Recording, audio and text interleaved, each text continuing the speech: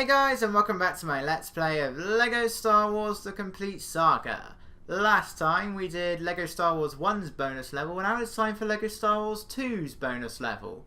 But just before I headed in there, well actually after I headed in there, I discovered that in The Complete Saga, Princess Leia doesn't carry over the Bausch helmet thing that allows her to throw thermal detonators, as we saw in Jabba's palace. In LEGO Star Wars 2, she would only ever look like how she does now in the story mode. She would always have the helmet on whenever you were in the hub world or in free play mode in any level.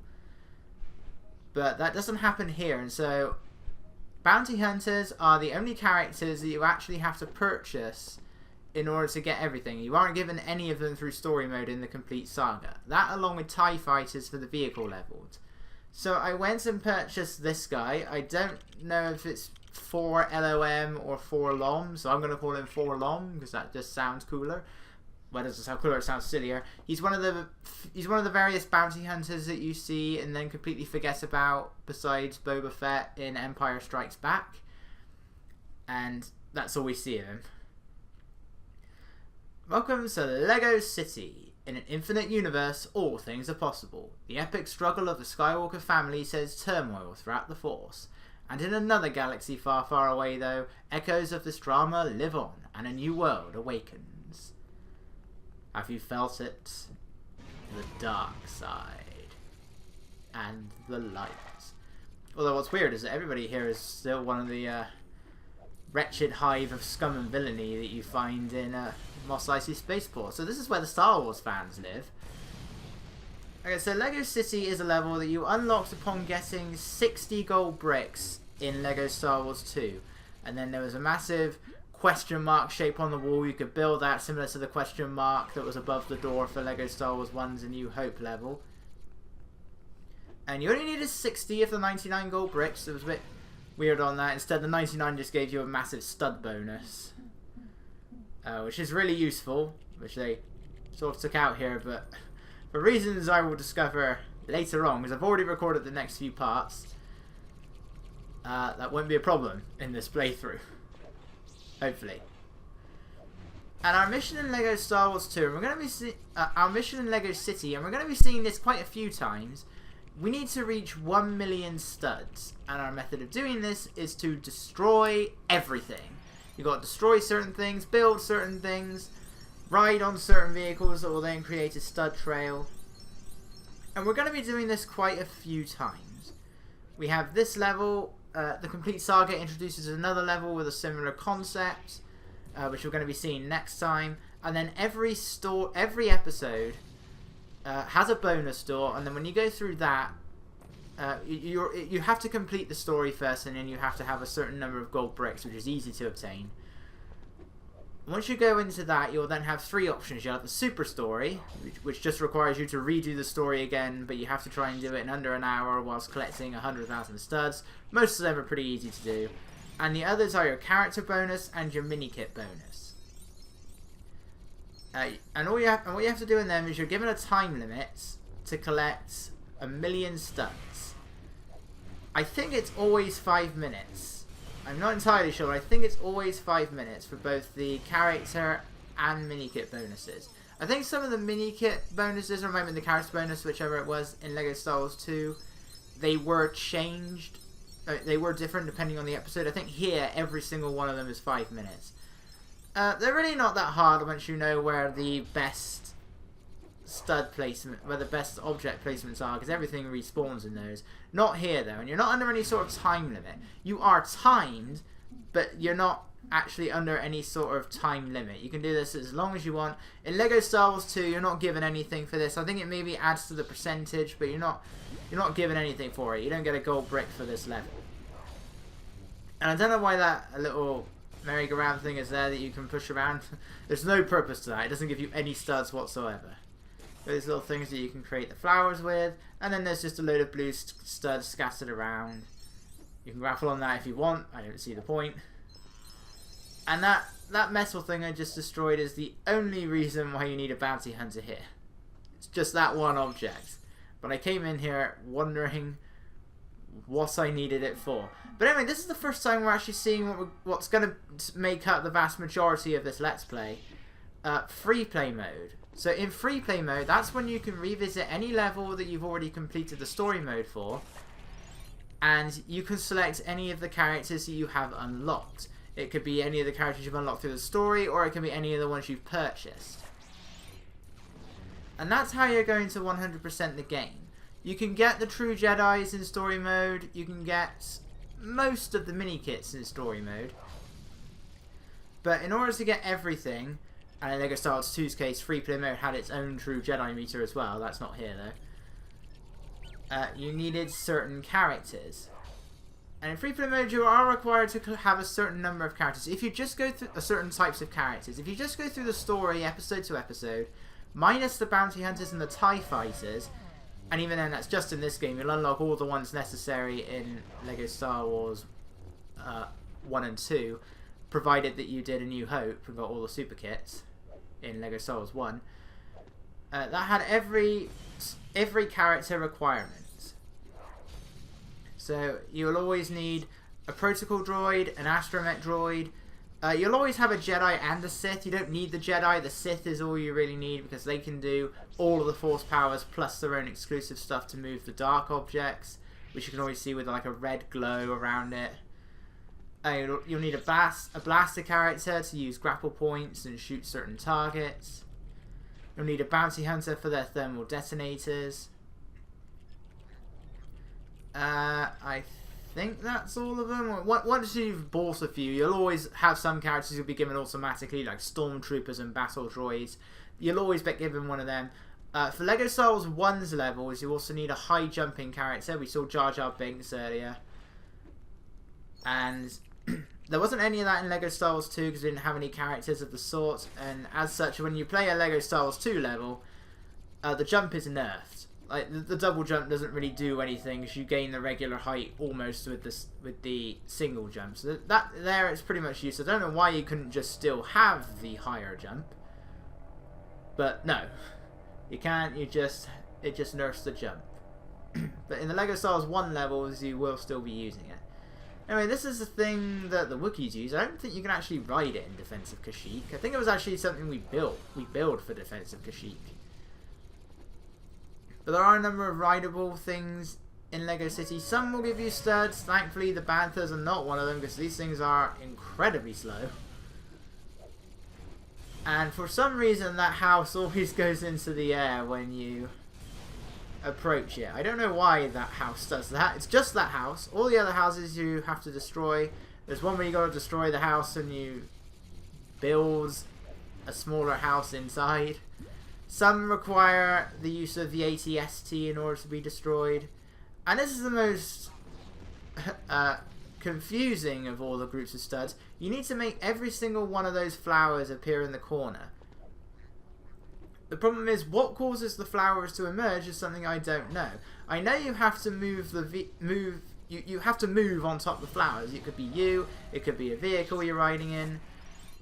But there are plenty of times where I do that and then nothing happens. I could be and I will be hovering around it for quite a while, waiting for some of the last few flowers to appear and nothing happens. I want to know how we got to this galaxy as well. It's apparently in another galaxy and you can still hear the destruction of the Death Star. In another galaxy. That's impressive. Then we destroy one house just to build a tiny little house inside of it. I don't know why. But we can't destroy this house for some reason. Then again, we can't destroy anything we build. We have this thing again, just like in A New Hope. We have to make it say Lego. It's exactly the same. The G is a little bit different, but other than that, it's exactly the same. When I first saw this, I was terrified because I had no idea what the hell I had to do in LEGO Star Wars 1. It seems so obvious now, but I really didn't know. And then when I saw this, I eventually worked out, oh, I'm supposed to spell out Lego. I can see this now. And then the moment I finished this, I went back to LEGO Star Wars 1 just to see what happened. Of course, I now know that all you get is just a bunch of studs, most of which are too spread out and disappear too fast for you to actually pick up. But I was so happy when I finally worked out what it did. What I was supposed to do. I was like, right, that's it. So Lego Star Wars 1. No, past me, that's the wrong object. Lego City doesn't really have any sort of music. It will occasionally play Yoda's theme, but for the most part it's generally silence in this level. But when it's not silence, you have sort of sound effects. I mean, when I play this to avoid copyrights and the like, I've now decided to turn the music off, so all I can hear is nothing at all when I'm playing this, bar the sound effects. But it just plays Yoda's theme with a few other bits and pieces of music. It's quite peaceful, really. And then, you know, you have Yoda's theme playing, and that is one of the most peaceful pieces of music in Star Wars. We can't go outside where it looks like more trees can be broken, but we can't go out there. Now, you do need to build these windmills in order to destroy the lampposts for some reason. It took me until quite recently, as in like practicing for this, I worked out, oh, I see, because I never understood why you had to build the windmills when you're destroying everything else. And like I would always try and attack the lampposts, but nothing would happen. And then eventually I thought, maybe it's windmill power. I don't know what the word is, wind power. And then I noticed, oh, it actually lights up the lamppost. It took me years to work that out. Years, until just like 2 weeks ago that I worked out that that's what it did. Feel like a dunce. But I don't get it. Why oh look, there's another metal thing. But I don't get it. How is it that I can only destroy the lamppost when I'm in...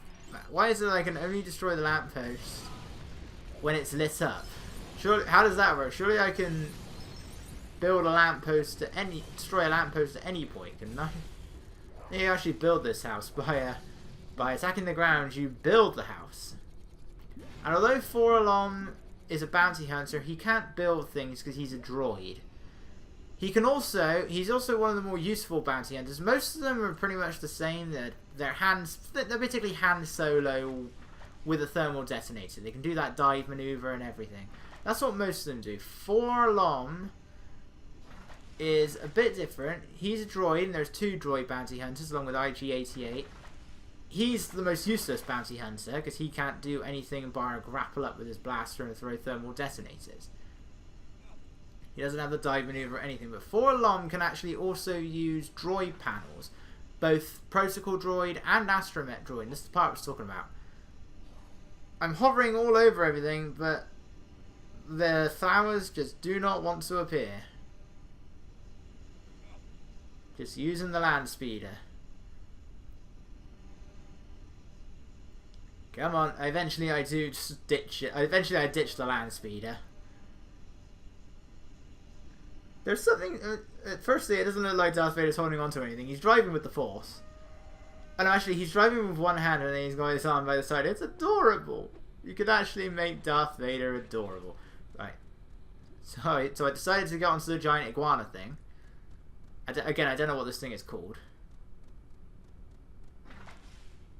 And then I'm hoping that this works. See, look, suddenly that made the flower appear. How was I not hovering over that thing before? Unfortunately, I'm still let down by this thing's awful turning. And there we go. Eventually, the studs did appear. And I just get stuck. There are a few additional studs that you can get around here. I think destroying the villages, at least in the other level, they give you studs. But that wasn't a thing in Lego Star Wars 2. Then once you destroy this house, we've already destroyed one to get that other vehicle. And now we're building an ATST, and this is required to destroy certain things. I don't know if you need the ATST to destroy that. I'm not even sure what it is I'm breaking apart there. It isn't the doors. I can never make out what it is. And the other level has something like that as well. Because basically the other exclusive, the other level that's like this, which is going to be what we're seeing next part, It's pretty much, it's called New Town, and it's just Lego City 2. And that was then followed by Lego City Undercover. But they are virtually the same level. And they have a different layout, sort of, but they are basically the same level, it's the same premise. And now here's where I got lost. Now there is a little jumpy seed there that I didn't notice. But this is where you can see where they added a few additional things. Because in Lego Star Wars 2, you didn't get studs for killing the Womp Rats. That was something that was added to the complete saga. Really, in Lego Star Wars 2... Yoda. Okay. Dance with... Vader. Dance with me, you should. I don't know. And that's how long it took me. But that's it. That's really, I should have used that. Should have planted that seed to make the flowers appear, and that would have hopefully been at least almost enough. But defeating the Womp Rats is something that was added in.